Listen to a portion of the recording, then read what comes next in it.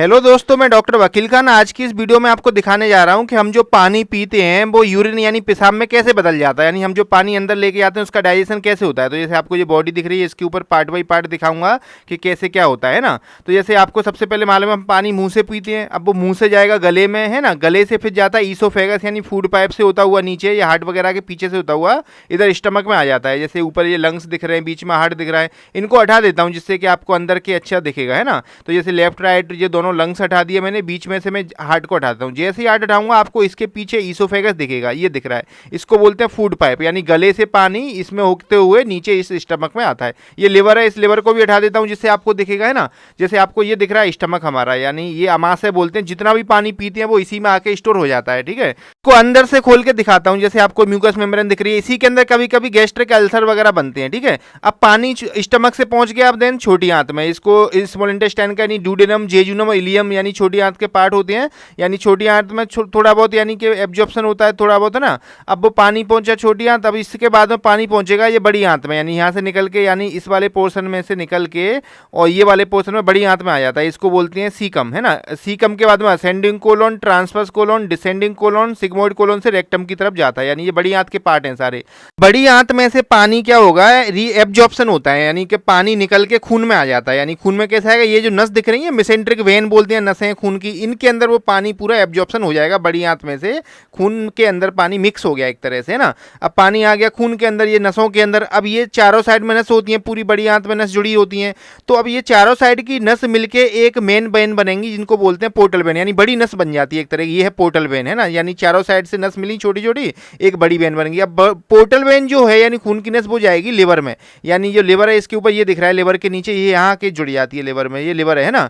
अब वो पूरा यहाँ फिल्टर मेटाबॉलिज्म हो गया। अब इसके बाद तो खून जो है पानी मिक्स वाला लौटेगा इसके अंदर, वेन के अंदर। ये बड़ी वेन है, इसको बोलते हैं पोर्ट इन्फीरियर वेना कावा। अब उसके बाद में हार्ट में जाएगी वेन वो वाली। अब हार्ट से लौट के आएगा फिर अयोटा के थ्रू, है ना। यानी खून और पानी कहाँ गए, ये रेड कलर की जो नस दिख रही है अयोटा के अंदर, इसके अंदर खून और पानी है। अब उसके बाद में से ये जो छोटी छोटी नसें रीनल आर्टरी वो जाएंगी किडनी के लिए, लेफ्ट की लेफ्ट के लिए, राइट की राइट के लिए, ठीक है। अब क्या होगा, खून और पानी कहाँ पहुंच गए, किडनी के अंदर। जैसे किडनी को खोल के अंदर से देखते हैं, गुर्दे दिख रहे हैं ना, इसके अंदर होती है नेफ्रॉन।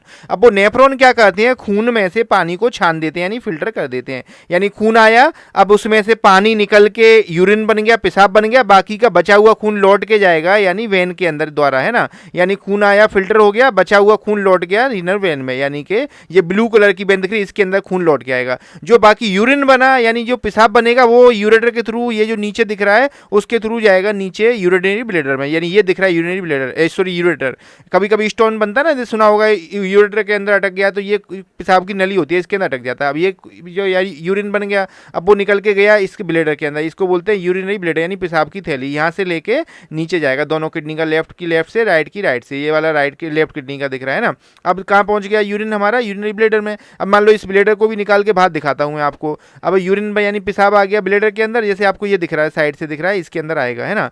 अब इसको मान लो मैं, ये लेफ्ट साइड का यूरेटर दिख रहा है, लेफ्ट राइट साइड का दिख रहा है, इसको खोल के दिखाता हूँ। अब आपको अंदर से देखेंगे तो ये आपको ब्लैडर दिख रहा है अंदर जैसे, है ना, ये वाला। अब क्या होगा, यहाँ भरा हुआ है जितना पूरा, जब ये फुल हो जाएगा यानी ब्लैडर, तो ये जो यूरिन था पेशाब निकल के इस यूरेथ्रा के थ्रू यानी कि जेनिटल्स के थ्रू बाहर निकल जाता है, ठीक है। ये प्रोस्टेट दिख रही है, ये कभी कभी बड़ी होती है तो इस यूरेथ्रा को, नस को, यानी पेशाब की नली को दबा देता है, पेशाब रुक जाने लगता है। जैसा कि ओल्ड एज में प्रोस्टेट इनलार्जमेंट हो जाता है उस केस में। अब इसी तरह की और वीडियो देखने के लिए हमारे चैनल को सब्सक्राइब करें। हमारे चैनल पर इसी तरह की जानकारी वाली काफ़ी वीडियो डली हुई हैं।